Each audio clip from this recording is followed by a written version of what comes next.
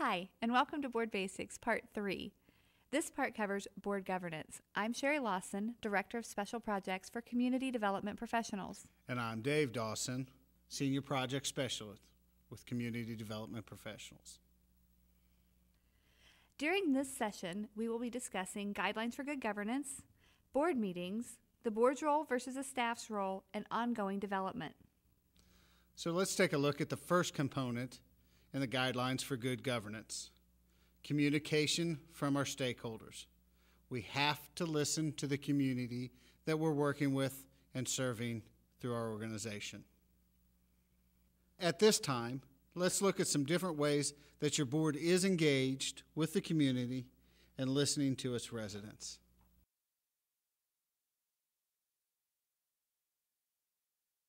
Continuing on in the first component, strategic planning. Establish plans that clarify the purpose, goals, strategies, timelines, and resources needed for the organization. Does your organization have a strategic plan? Describe where the board sees the organization in 5 years. Continuing on with Component 1, Guidelines for Good Governance, we want to talk about human resource management. It is important that you have in place all of the components of a normal business when you're working with nonprofits.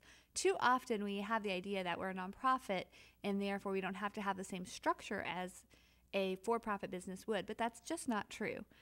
It's important to have things in place like a written personnel policies and procedures manual. In that manual, you would include things like, are you going to be paying for certain holidays, vacation days, what happens when someone has jury duty, and what are the basic policies and procedures of your organization. This is where you're capturing all of that, and it's important to have that written down. Sometimes we see people get overwhelmed when they start trying to figure out how to put all of these different policies and procedures in place. One thing I like to say is we don't have to reinvent the wheel every time we want to take the car for a drive. A lot of this information is out on the internet in boilerplate form that you can simply go in, make slight adjustments, adding your company's name or information that you'd like to it. So don't be intimidated by this. Take some time to do the research. You can find some very quick and easy answers to this information we're asking for. The second part of human resource management is ensuring your staff are properly resourced. If you're out there and you're thinking about starting a nonprofit and you're thinking this is how you're going to make a lot of money, that's probably not going to happen. The reality is those people in the nonprofit world make less than their corporate counterparts.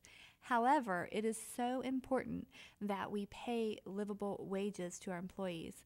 I had a friend who worked for a nonprofit. She loved the organization and really believed in its mission, and so she took a pay cut to go and work there of more than 50% of her salary. She was only able to stay with the organization until her savings ran out because she could not pay her basic bills and to pay rent and electric. That's something we really need to look at. If we are not paying our employees enough to manage the average rent and utilities in our area, that's something we really want to look at. Another way that you can compare that is GuideStar.org does a compensation comparison chart that you can get for nonprofits. So you might want to take a look at that. It is so important. My friend left this organization she believed in after just a few years when she had just gotten really trained in the job because the compensation wasn't adequate. You don't want that to happen to you. The other part of that is ensuring that your staff are adequately resourced. And when we talk about resources, here at CDP, one of the things we always say is it's not just money. It's your cash flow, it's your volunteers, it's your in-kind contributions.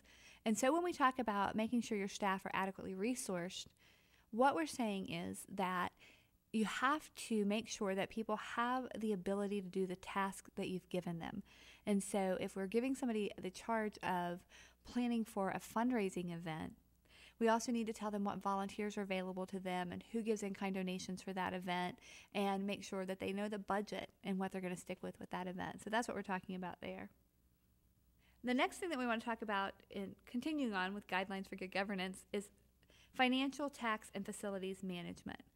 The budget should be done by the board. Typically it's done by a finance subcommittee, but the board is doing the budget, approving the budget, and then that is given to the executive director, and their charge is to make expenditures within that budget. So it's important that we're doing an annual budget. I am, again, always surprised by the number of organizations I meet who come to us for grant writing services who don't have an annual budget in place. And I will tell you, if grant writing is something you're going to be planning on doing to resource your organization, one of the first things that every funder asks for is an annual budget. The second part of that is reviewing financial statements. It's important for board members to note that they are the people who are fiscally responsible for this organization. So if the taxes aren't paid, if the 941 is not filed, it isn't the executive director the IRS is going to look at, it's the board of directors. And that's why it's important for you to be reviewing financial statements.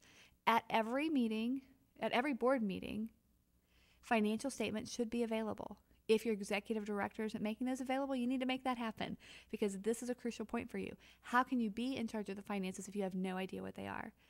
If you have board members who don't know how to read a financial statement, have your accountant come in and explain it to them. You really need to understand this information. You're the person being held responsible for it. It's also the role of the board to manage the facilities, including insurance requirements. So the board should be discussing as a group what type of insurance is needed and making sure that those kind of things are in place. The second component that we're going to look at are board meetings. We need to establish how decisions are to be made inside our organization. Is it a consensus or a vote? That's something you need to determine, and that's something that would then go into your bylaws once determined. Prepare board agendas and meeting packets. This information needs to be brought together and presented to the board members prior to the meeting, so that they can review the information and make educated decisions once it comes to the meeting. You know, that was something that I never wanted to do, quite frankly, as an executive director. That was something I didn't do regularly, because one of the other things you have to be careful with, and the slide's going to come up later, but I thought I'd throw it out here, is avoiding sidebar meetings. We want to get the information out so people can read it and know what it is that they're looking for and come ready to make the decisions. But what we don't want to have happen is have board members call each other and start talking about it before the meeting actually takes place. That's not what we want to do here. So sidebar meetings are certain board members getting together to discuss organizational issues outside of the whole group. That shouldn't happen. So it's important that the information is put out there a week ahead of time, at least. But at the same time, it's important that board members understand their roles and that they don't start having outside meetings before it's really time to discuss it. So that's something that needs to be set forth at the beginning with your board and explain to them that that's not a good scenario for your organization. Well, Sherry's touched on the sidebars and how they need to be avoided to make sure that we continue on in the correct path. An area that we need to make sure we're taking care of, no matter the size of your organization, is taking minutes, recording the information for an official record. We're seeing this asked for more and more in different scenarios as far as the grant request or request for proposals for a grant, different things like this. These are simply documents that list what is going on so that people can follow a trail of how decisions are made inside your organizations, when decisions were made, and what decisions were made. So make sure, if you aren't now, you are taking minutes from now on. And I'd just like to add that it is an IRS requirement. So your minutes should be documenting from the time that you became a 501c3. Part of your paperwork for that told who your board members were and what your bylaws were and so on. And so if there are changes to that, the IRS should be able to go back to meeting minutes and read all of your meeting minutes and know who your current board members are. So it's not just a suggestion, it's an IRS requirement. The next role that we're going to talk about, component we're going to talk about, is the board role versus the staff role. And if you were present with us during session one of the things I talked about, the easiest way to distinguish this is it's the board's role to plan and the staff's role to implement that plan. But it's important to know that each person knows and understands what their roles and responsibilities are. It's why we would highly suggest, when we go back to the personnel manual, that your personnel manual includes job descriptions for everyone, for your board members, for your executive director, for every staff member, for every volunteer. People need to have the expectations clearly outlined for them. And it's why it's important that we outline those roles and responsibilities. And If you were here in session 1 and 2, you heard me say this, but I will say it one more time because it bears repeating. The way the structure of a nonprofit is set up is that the board of directors oversees an executive director who oversees the rest of the staff and volunteers. We want to keep that chain going so that we have open lines of communication and that everybody's understanding who it is they're reporting to and what their role is. It would also be important that the executive director or CEO and the board president have a strong working relationship. They're working in conjunction with each other. If we look back on the part where we are saying the board oversees the executive director, the board as a whole is the supervisor of the executive director, but the board president is the one who's most often communicating directives. And so it's important to have a strong working relationship there. We also would recommend that board members and staff assemble at least annually. Often, it's the executive director who's always communicating with the board, and the other staff members don't really get to know the board. And you want that to happen, remembering that structure in place, but encouraging those relationships is going to be important. There are a couple different ways you can do that. One of the things that you can do is to have staff members present at board meetings. We did every year this big event. It was our National Abstinence Awareness Week, and so it made sense for the abstinence director to come and to present that information at the board meeting. She had all the answers to the questions that I didn't have, and so that gave her an opportunity to talk about something she was excited about and for the board to really get to see that firsthand. That's a suggestion. Also, you may want to consider in your strategic planning sessions, if you're doing that annually, having the board and staff get together for that. Just to look at what some of the roles are, the CEO or executive director, some of the job duties there are overseeing the day-to-day operations of the organization. Again, it is the executive director who hires and fires all other staff. If we look back to what I said earlier with the board plans and the staff implements the plan, the board puts together a strategic plan. It's the role of the executive director to implement that strategic plan and operate within the board-approved budget. Typically, the executive director is also the person who's representing the organization in the community, speaking engagements, Chamber of Commerce lunches, getting out there and getting the organization seen in the community. Typically, it is also the executive director who decides the agenda and provides written reports to the board. People have often say to me, well, isn't that the job of the board president? Typically, making the board packets is a role that goes to the executive director who's in the office with a copier and access to the ability to do that. So that's how that's typically done. It's also important that at every board meeting, the executive director is doing a written report for the board. And again, the executive director would approve all board contact with staff. The other staff's roles tend to be involved in the implementation of the strategic plan. They report to the executive director or another assigned staff person and may present program information to the board when appropriate, as we discussed earlier. And they should inform the executive director before any board contact. Again, what we're doing here is just keeping lines of communication open. Now let's take a look at some of the board's responsibility. So what is the board responsible for? Well, the strategic plan and the resourcing of the organization. Wait, can we say that one more time? Because again, as a former executive director, that's my favorite one. It is the board's role to ensure that adequate resources exist to do the plans that they've made. But we like this. This is an excellent setup. As I said, the board's responsible for developing the plans for the organization and the funding. One side is not surprised by the other. The board is also responsible to evaluate the plans, the organizational performance, the board performance, and the executive director's performance. Once again, I can only stress this.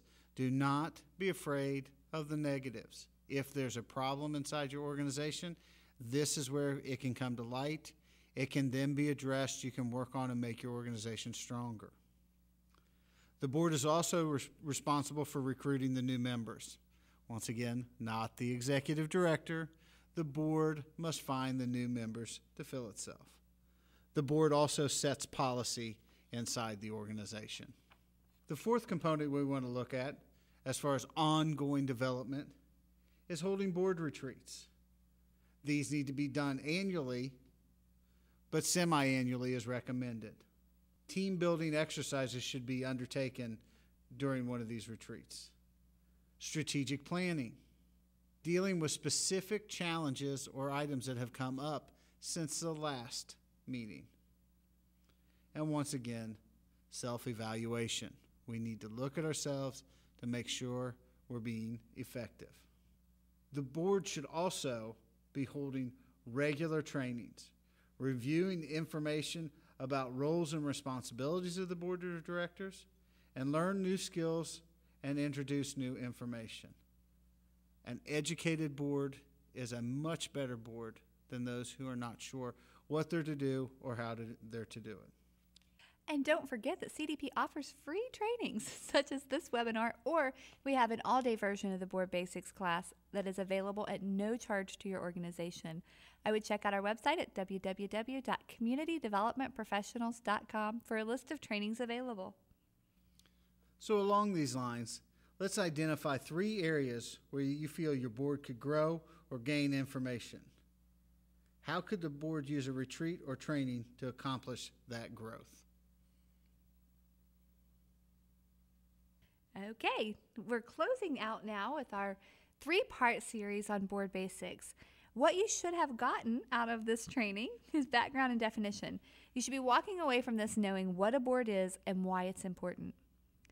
The roles and responsibilities. You should understand the roles and responsibilities of the board. Board structure. Knowing how to recruit new board members and use committees to your advantage. And board governance. Understanding how to be an effective governing board. If you feel like these questions are not fully answered for you, please feel free to give us a call at 513-858-1738. We'd love to make sure that you walk away from this with the information you need to be an effective board.